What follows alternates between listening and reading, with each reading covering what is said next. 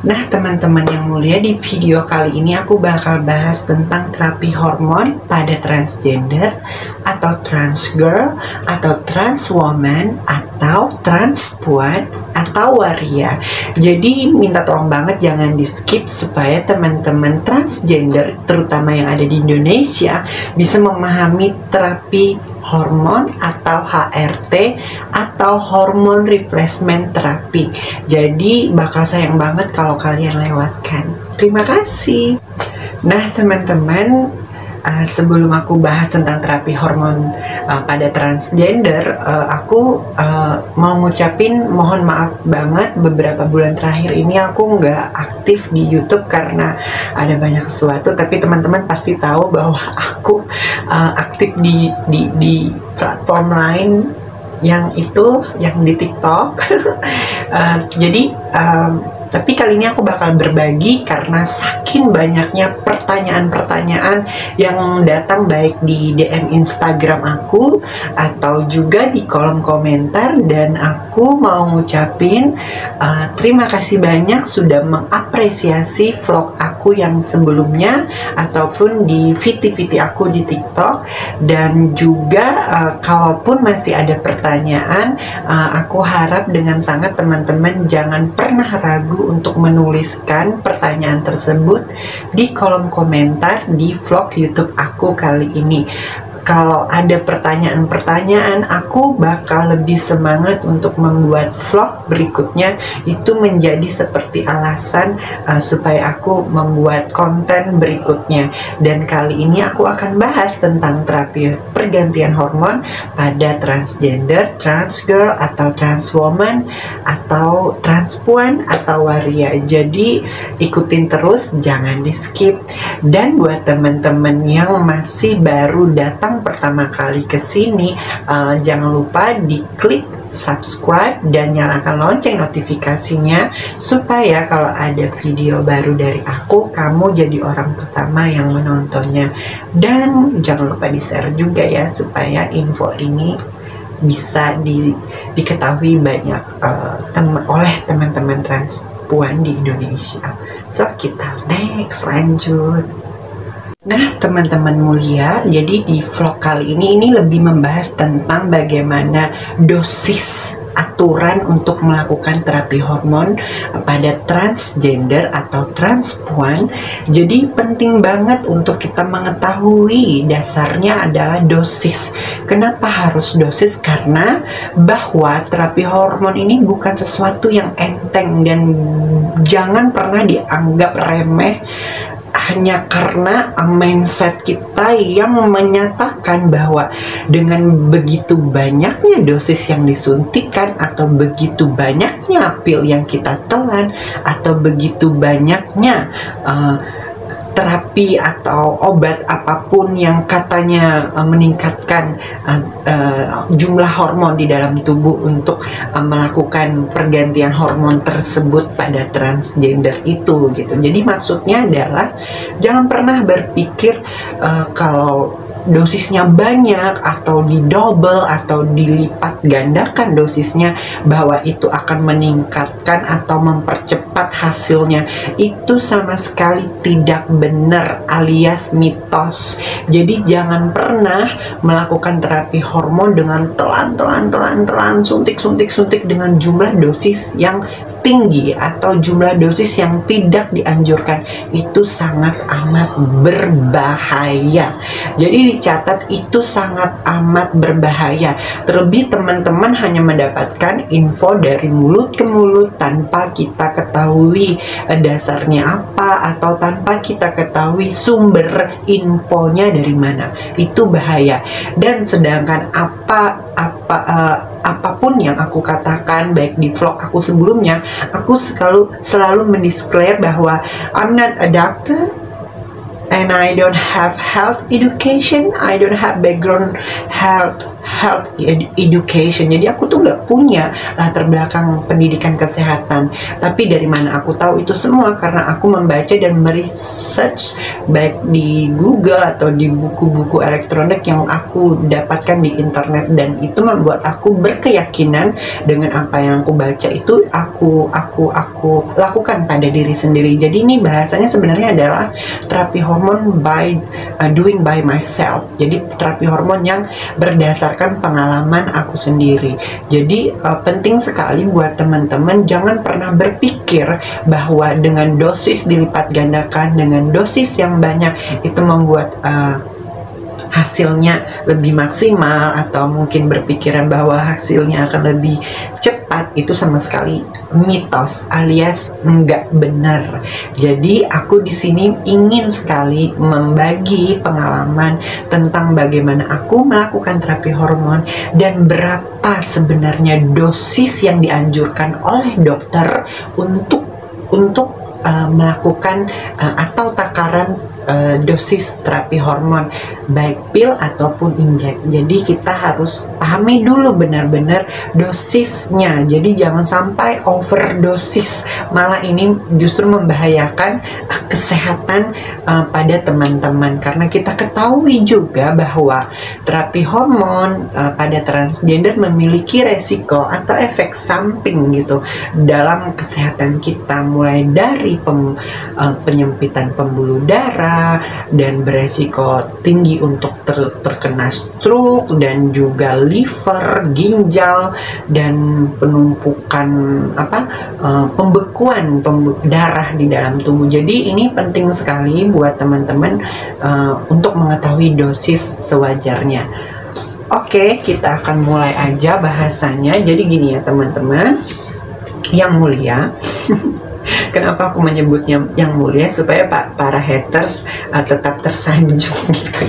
Jadi kayak gitu. Kenapa aku nyebutnya teman-teman yang mulia? Ini aku duduknya santai aja. Aku di kos, jadi aku kebetulan punya waktu. Oke, kita akan mulai langsung. Jadi menurut buku panduan waria atau transgender atau transpuan, or we call trans woman.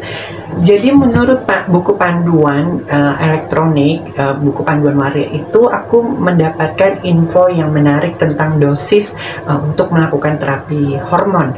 Dan fakta yang didapat adalah bahwa dosis yang kita harus konsumsi untuk melakukan terapi hormon, terutama nih ya buat adik-adik tercinta, buat adik-adik tersayang yang selalu nge-DM Kak Mona,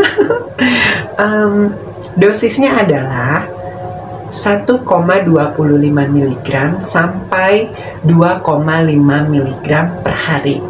Biasanya yang ada tersedia dalam bentuk pil itu adalah 2 mg per hari.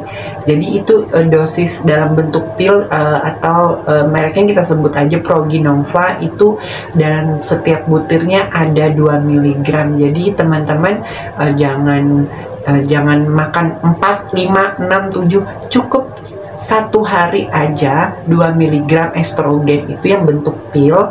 Nah itu bisa untuk dilakukan terapi hormon. Jadi satu butir itu isinya kandungannya 2 mg estrogen. Nah jadi itu bisa setiap hari. Oke, ini aku ulangin terus supaya teman-teman jangan berpikir oh minum 3 kah, minum 4, karena ada juga ternyata yang bertanya bahwa Kak kalau minumnya sekian banyak ini enggak mempercepat, tapi malah itu membahayakan. Jadi cukup minum satu pil, satu butir per hari, itu kandungannya 2 mg estrogen, mereknya Proginova.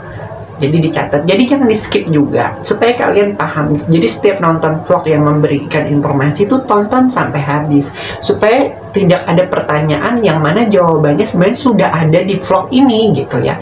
Jadi catat kandungan pada pil estrogen yang ada, kita mudah dapetin, mereknya itu Proginova, itu kandungannya 2 mg per hari ya, 2 mg per hari.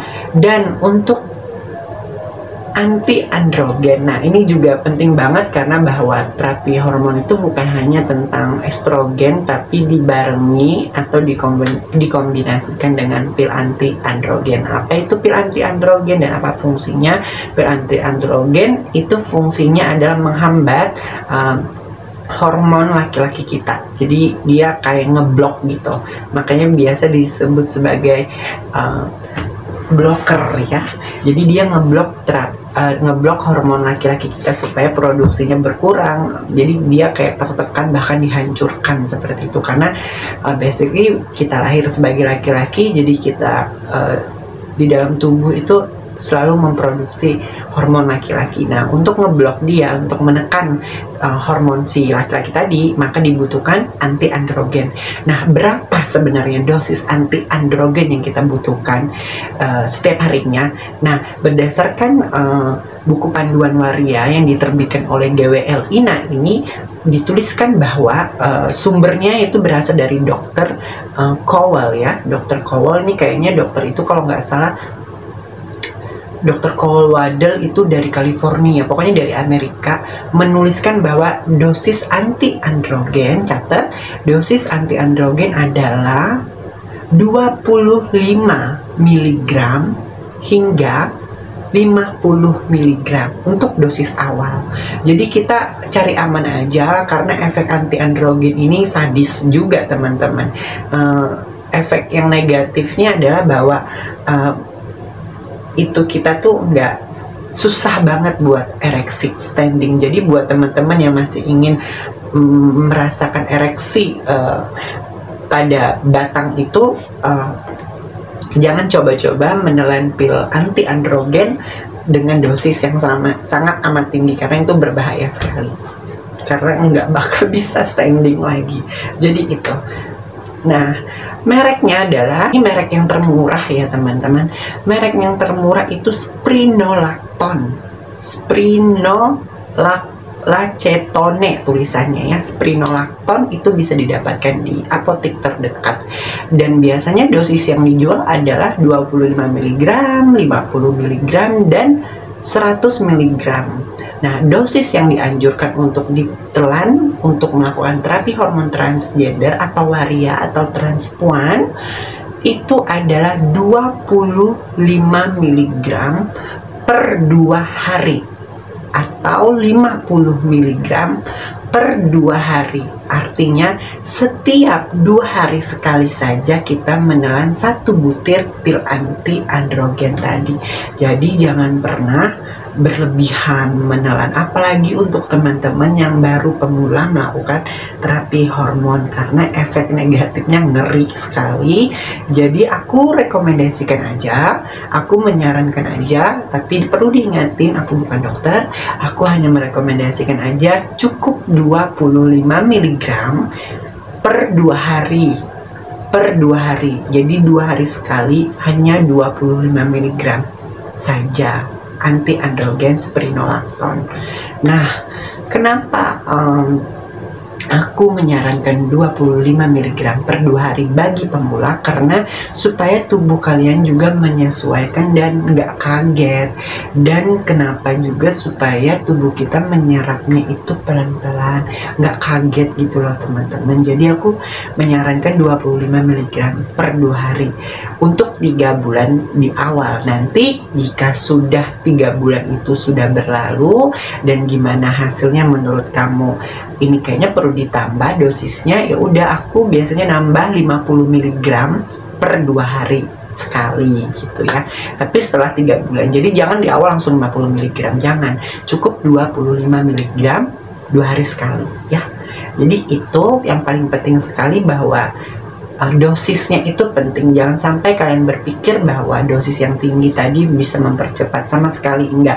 Justru bahaya kalau kita menelan dosisnya begitu banyak atau melipat gandakan dosis terapi hormon pada tubuh kita. Justru tubuh akan merasa hambar atau sudah kayak kebal, kayak kesannya dia sudah terbiasa dengan masuknya pil atau injek estrogen atau terapi hormon tadi, sehingga dia udah nggak merespon dengan baik gitu. Artinya penyerapannya sudah tidak sempurna lagi.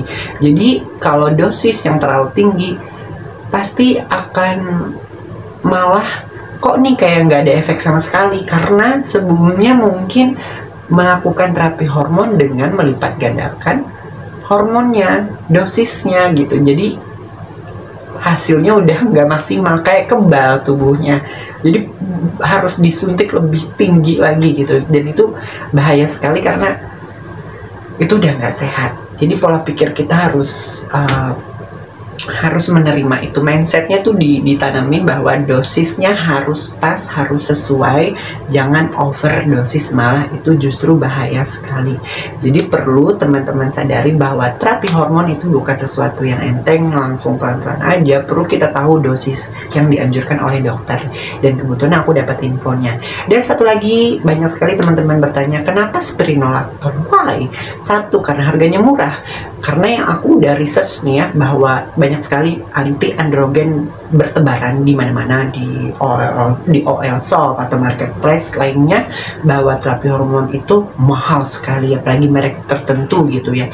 Dan yang ternyata paling murah dan juga yang paling menguatkan dan meyakinkan bahwa spironolactone ini bagus, selain aku dapat dari Wikipedia, juga ada seorang vlogger, youtuber gitu, dia terapi hormon di luar negeri gitu ya, di Prancis maksudnya, dan ternyata dokter menganjurkan spironolactone. Berarti apa yang aku dapat selama ini itu benar gitu. Dokter memang menyarankan spironolactone, tapi dosisnya tinggi banget dia, mungkin setelah mengecek kesehatan gitu. Nah, perlu digarisbawahi juga, dan jika kalian masih ragu, bisa konsultasi ke dokter hormonal manusia, yaitu yang mana dokter hormonal ini atau dokter endokrin ini paham banget tentang hormonal manusia. Jadi kalau ada duit berlebih, mending sekalian terapi hormonnya kita konsultasikan dulu deh ke orang yang ahli, yaitu dokter endokrin atau dokter yang ahli di bidang hormonal manusia. Jadi penting sekali bahwa kita jangan pernah sembarangan untuk melakukan terapi hormon, apalagi hanya didengar dari mulut ke mulut tanpa kita cari tahu dulu kebenarannya, sumbernya dari mana.